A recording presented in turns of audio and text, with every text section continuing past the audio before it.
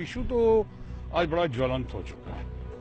बात बनते बनते अब इस दौर तक, इस मुकाम तक पहुंची है कि करीब करीब बिगड़ने की स्थिति में दिख रही है। इसीलिए मैंने अनुरोध किया इस मामले पे। मुझसे जो लोग कहते, मैं नहीं कहता उन लोगों को सामने आना चाहिए। मैं इस मुद्दे पे उस वक्त बोलने के लिए उस वक्त बोलता जब उसके पहले लोग मुझसे पूछते हैं कि इतने बड़े बड़े कलाकार के साथ काम भी कर चुके हैं, हमारे मित्र भी हैं, लेजेंडरी एक्टर अमिताभ बच्चन ने इस पर आज तक क्यों नहीं बोला, उन्होंने साथ काम किया है, या फिर शाहरुख खान इतने पॉपुलर एनर्जेटिक एक्टर हैं, उन्होंने क्यों नहीं बोला, या इतने प्रतिभाशाली और multi dimensional actor film maker Aamir Khan ने नहीं बोला।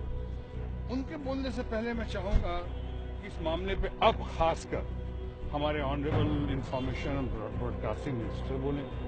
इस पे हमारे भारत के इतने लोकप्रिय प्रधानमंत्री हैं, वो बोलें, क्यों नहीं बोल रहे हैं। और सबसे अहम है कि इस घड़ी में ये तो सबके सामने आके बोलना चाहिए, वो हैं खुद डायरेक्टर, फिल्म मेकर, जबरदस्त, हिंदुस्तान के one of the best film makers जो संजय लीला बंसाली हैं, उनको सामने आना चाहिए, उनको खुद बोलना चाहिए, क्लैरिफाई करना चाहिए।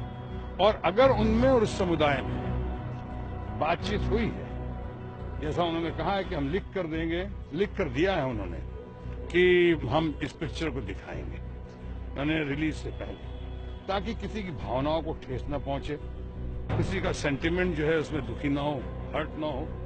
अब ऐसी बातें होने के बाद जब उन्होंने आज तक नहीं दिखाई, हालांकि सुना है कि हमारे कुछ पत्रकार मित्रों को, कुछ चैनल्स के लोगों को, नामचीन लोगों को उन्होंने दिखाई है। अब अगर दिखाई है चैनल के लोगों को और उनको कमिट किया है कि लिख के हम दिखाएंगे, तो क्यों नहीं दिखा रहे उनके सेलेक्ट कमेटी को, या उनके कुछ अच्छे इन्फ्लुएंशियल और उनके कुछ इंटेलेक्चुअल्स को, ताकि दिखाएं दूध का। अगर और वो कहते हैं कि फिल्म में ऐसा कुछ नहीं है जिसने हमने सेंटिमेंट्स को हर्ट किया है, तो फिर सांच को हाँच क्या, आँच क्या। हमें इस वक्त मुद्दा इतना गर्म हो चुका है कि हमारे जो देश के राजपूत समुदाय कहें या ये वॉरियर कम्युनिटी कहें, इतने अच्छे लोग हैं, इतने जबरदस्त लोग हैं, इतिहास साक्षी है उनका देश के लिए, या उनकी बहादुरी का प्रमाण लेकर, या उनकी वफादारी के लिए, उनकी लॉयल्टी के लिए।